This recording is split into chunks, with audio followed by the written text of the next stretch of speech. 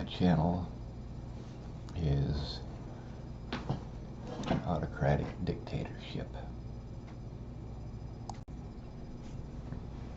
If somebody comes on here being a troll or a spammer, I can get rid of them pretty easily.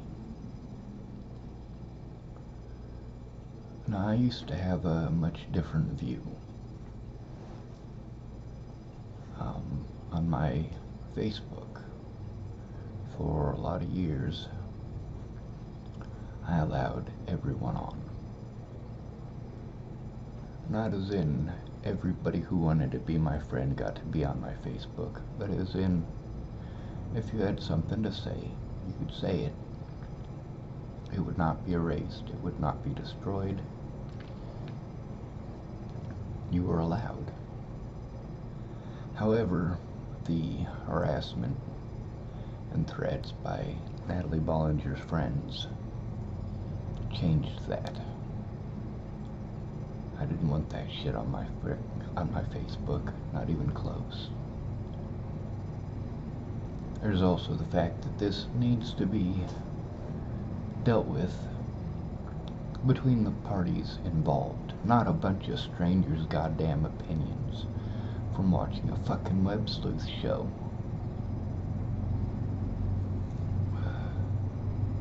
It's just too much.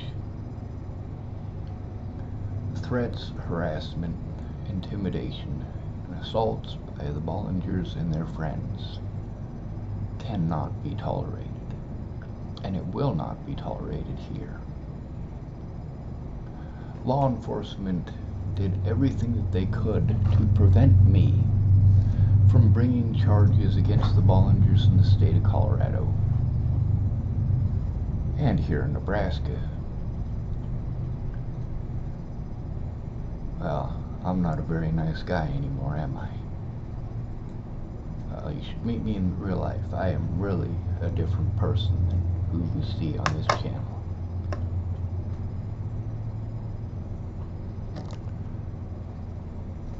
I am who I have to be in order to defend myself and my loved ones. And a lot of people don't agree with that. They don't think it's okay for me to speak my piece. They believe that spreading the slander and hating me for the slander and trying to shut down my channel over slander is the way to go. They believe that just because a druggie happens to be a pretty white girl, that she must be telling the truth. Oh, no pretty white girl could ever lie. No pretty white girl could ever manipulate. No pretty white girl could ever be on drugs. And yet here we are.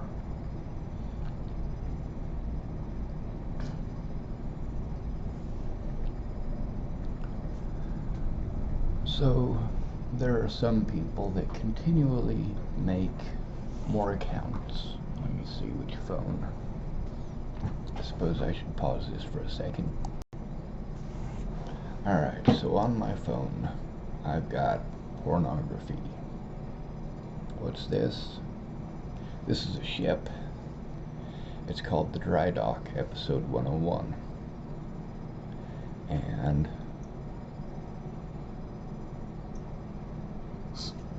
so I think this is why you might start seeing naval artwork come back a little bit more. But yeah, for those reasons. That's right, ships. I love the way things work.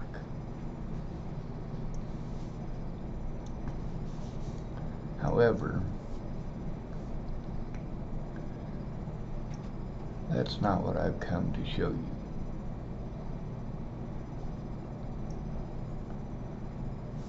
There's a guy calls himself Ted Burner, Tim Burner, Ted Turner.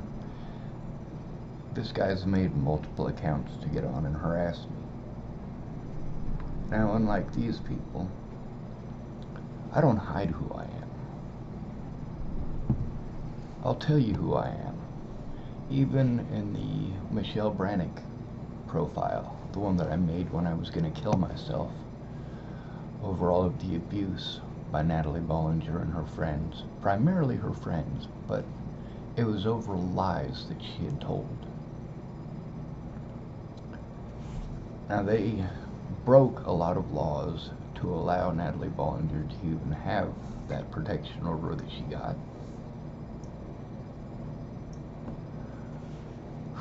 One of those was by having court only 6 days after I was given the protection order. I didn't know how it worked. I assumed that they were permanent, and I was pissed. However, I spoke out. I spoke out on my Facebook. I didn't have the ability to speak out on YouTube until I was in Latin Gateway, Montana, Atlanta Ingeline and Amanda Ingelines, and thank goodness for that. Now, a lot of you want to hate me because I have meltdowns. Now, you want to say things like, oh, well, autism is no excuse. You know what? Autism is not the reason that I have these meltdowns. Autism is not the reason. It's threats, harassment, and intimidation. It's the complete and total lack of morality in the courts and in the police. When it comes to the police unions, you know, these guys put all this money together. Oh God, yes, that feels good. Oh, I'm a good dog, I'm a good dog, I'm a good dog. Oh, sorry, I just woke up. Give me just a minute. Alright, so there's the way that the laws are written, and then there's the way that they're enforced. They're not enforced. It comes down to popularity.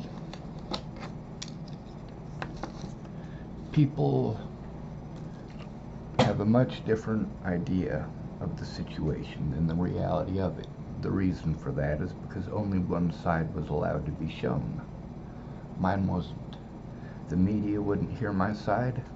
Social media wouldn't hear my side. And to this day, not one of these places has shown the truth. Not one of these news stations has shown both sides. Instead, they allowed the Bollingers and their cronies to commit crime after crime, and these are internet crimes that they committed. I spoke out. I also defended myself where I was attacked. But one of the places I was attacked was the courts, where I was illegally prevented from defending myself, illegally prevented from showing the truth. And of course, my public pretenders were not going to do shit, not without someone there in person, not without someone speaking up, not well after the fact. See, while I was railroaded in court and prevented from going to court, and my public pretenders would not do anything, there are people who claimed that they showed up in court. I never saw them. People like Alyssa Rainwater claimed that she had gone to one of my court dates and that they postponed it. Well, they did postpone it. Anytime that somebody showed up, they postponed it. Well, that don't work out too good, does it? What they're doing is they're attempting to have court where they can use their autocratic dictatorship. That is what a courtroom is. The judge is not held accountable for jack shit, especially against the homeless, especially against the disabled, unless someone is there. Court observers are important, but there were none. They kept on changing my public pretender in Arapahoe County every single court date. Why were they doing that? I already had a public pretender who was supposed to be there named Amanda Balehash. Why is it that she repeatedly did not show up? Why is it that I was repeatedly given a different public pretender every single court date, and every time a public pretender who didn't know what the hell was going on? Didn't know up from down, left from right, didn't know their ass from a hole in the ground.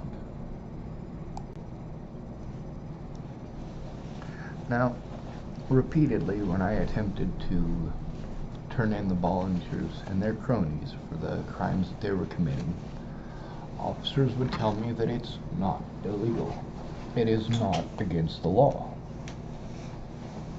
But then if I do it, it's against the law, isn't it? So, if it's only illegal for one person and not illegal for the rest of the world or the rest of the United States, is it actually illegal? Is it? There's conversations with people like Aaron Cockerham and Carl Rogers. These people, well, they're web sleuths. They have nothing to do with the case before Natalie was killed. There's a lot of people that did.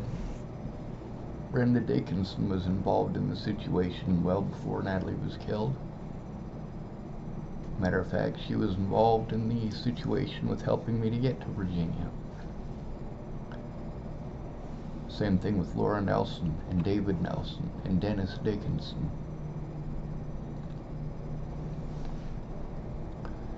And then, of course, Brianna Koch,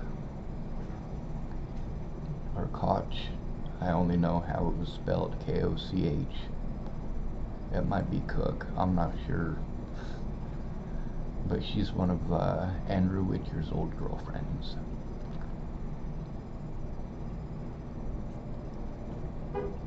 She's very sweet, by the way. She treated me very well. She was my boss at the subway in Julesburg, Colorado, which, by the way, I lost that job because of heart condition. Now, if you look at all of my vitals on my paperwork, my vitals are pretty darn good. However, I do have an issue with an irregular heartbeat. It's not a choice. Now, I lost my job because of that irregular heartbeat. Also at the time, Natalie Bollinger and Alicia Bollinger and Maddie Boa, well, we were all supposed to meet up in Colorado. Now, there were 3 different plans that were set forth for this visit. The first one was that Natalie and Alicia were going to drive from Boulder, Colorado to Chesapeake, Virginia. And on the way, they were going to stop by and visit me. Well, then Natalie, her car was impounded. It was a Land Rover. And she was going to get on an airplane. Well, she wasn't going to get on the plane unless I went to visit her first. Well, I set up the trip to go visit her and her sister and Maddie Boa all in one day, and we'd set it up prior, and when I went, their phones were all off. Now, Brenda Dickinson, her niece, is the one who drove me there. And when we got there, Natalie, Alicia, and Maddie did not answer their phones. They were off. So I came back to Nebraska. I had to go to the hospital there in Julesburg and do a stress test on my heart. That's where they take some radioactive material and they inject it into your body. you do this thing where you walk on a treadmill a whole bunch, and they also put you in a CAT scanning machine, and you got that radioactive stuff in you, and it shows where your blood is flowing. And so I made it back in time to go do that. But Natalie and Alicia and Maddie were all sad, apparently, that I missed them, but their phones were off. That wasn't my choice and wasn't my decision. So then Natalie was telling me that she's not going to get on the plane unless I promise to go see her in Virginia. So I promised. And I was very, very late getting there. That's the reason she ran her vehicle into a tree. Now, right after the accident, when she let me know what happened, I was afraid, because she had called me telling me that she was going to commit suicide if I wasn't already on the road, and then when I called her back, she didn't answer. So when she let me know she got into a car accident, I was afraid it was my fault, that I had called her and she was trying to talk on the phone while driving, and that caused an accident. Well, she told me a few days later that she had tried to commit suicide, and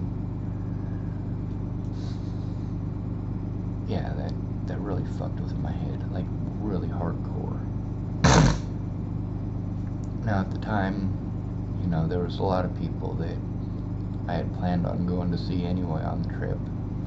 Maddie Bowe was going to go with me, but she had gotten busted selling meth, and she was having some emotional issues because her girlfriend, Mackenzie Chapman, had kicked her out because of the meth.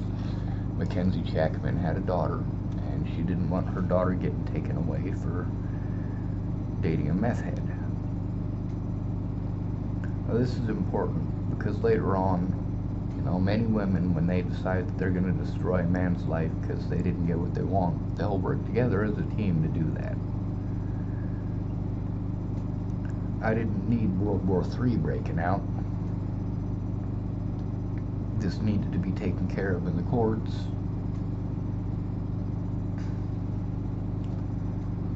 When I left Virginia, that should have been the end of it. They couldn't be honest. That being Natalie Bollinger and Alicia Bollinger, they couldn't be honest with each other. They couldn't be honest with their parents. They just simply couldn't be honest. And my best option in that situation was to completely leave the state. And some people did point out that I was given a piece of paper with a list of resources on it. Well, I got plenty of lists of resources here. But it doesn't mean that they do any good. Case in point.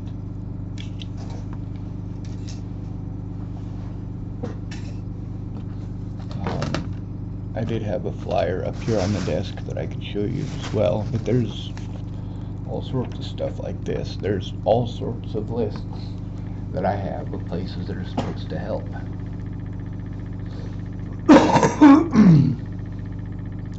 Being told to call this place or call that place and they're going to help, but obviously how many times can you be told, well, have you called the Nebraska Attorney General's office? Yes, I have. Have you called the Nebraska Attorney General's office? Yes, I have. But the observation that people made about the list of resources that I had given in Chesapeake, Virginia, that was handed to me at the hospital, people were like, well, why didn't you just go to those services and try to get your life back together? You know, they gave you a list of services. Getting help in Virginia is even more difficult than getting help in Nebraska. Primarily because of the homeless population that's there, the sheer number of people, the sheer lack of funding in much of these areas. It's even worse in Tennessee. Tennessee has a lower population, but they've also, when you're looking at Virginia, Tennessee, places like that, their minimum wage is $7.50 an hour at the time. And most places in that area are only going to pay minimum wage. this list of resources that could have done me some good, maybe. Well, I had to weigh the pros and cons. Natalie's family is afraid of me. Here's a list of resources that might possibly work. Might. In order to utilize those resources, I have to be in the same area as Natalie's family, who are afraid of me because I got my vehicle stuck in the fucking road. Oh no, I'm a terrible monster. My vehicle got stuck in the road.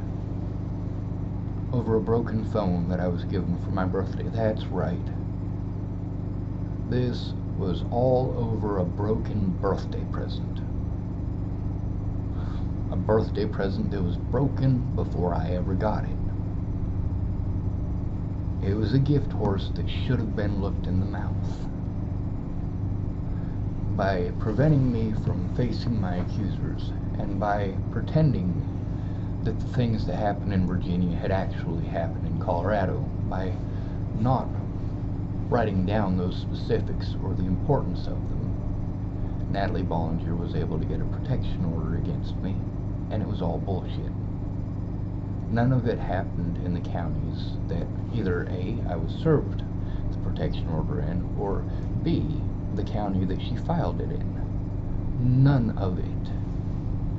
But somehow magically it's okay. It's not. The courts do this frequently. Despite the fact that women are 11 times more likely to be stalkers, and despite the fact that women get their friends involved in being stalkers, I wasn't trying to stalk Natalie. I was going to my friends, or our mutual friends, trying to put a stop to the threats, harassment, and the violence that I was enduring.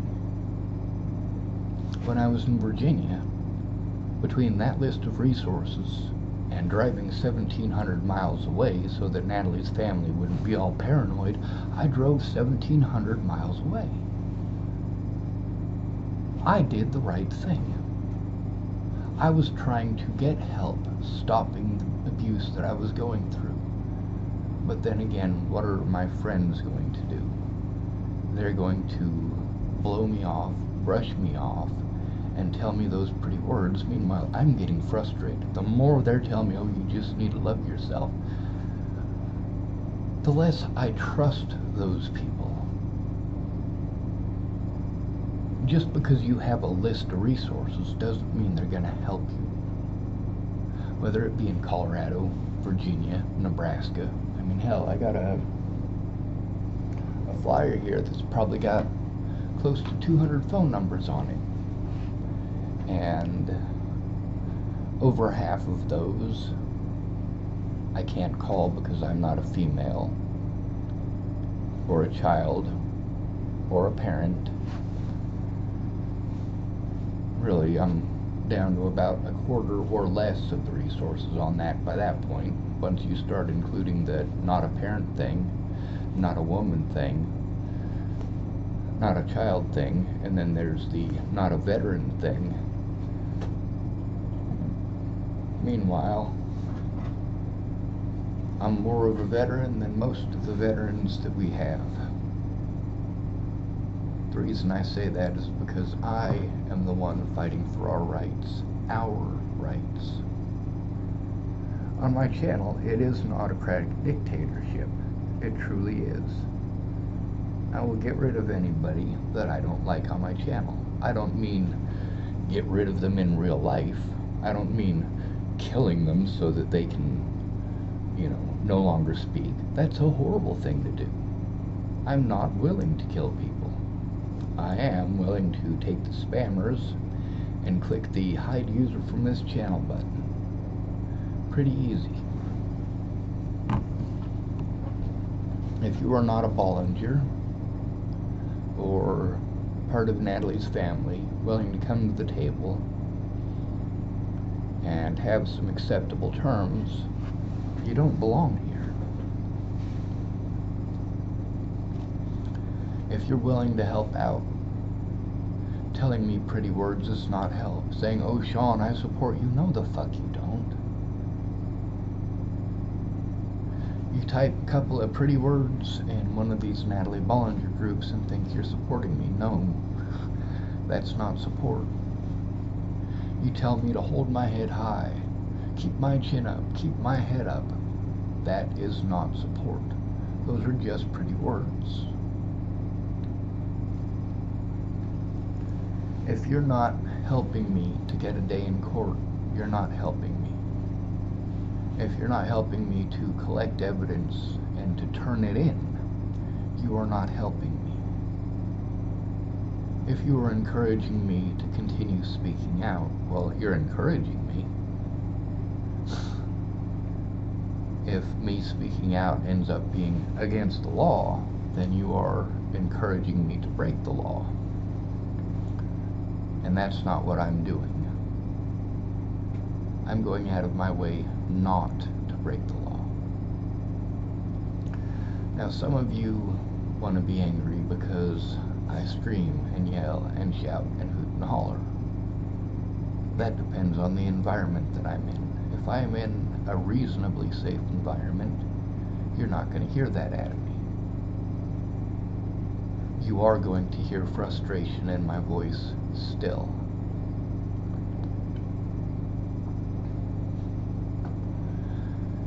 In a court of law, the judge is the autocratic dictator. He's the one who gets to decide what is allowed to be shown and what isn't. When you're trying to turn in bad cops, and bad cops are trying to frame you, and your public pretender is not willing to do anything, and meanwhile you can't even record your public pretender to show that they're outright breaking the law, it's a very screwed up situation.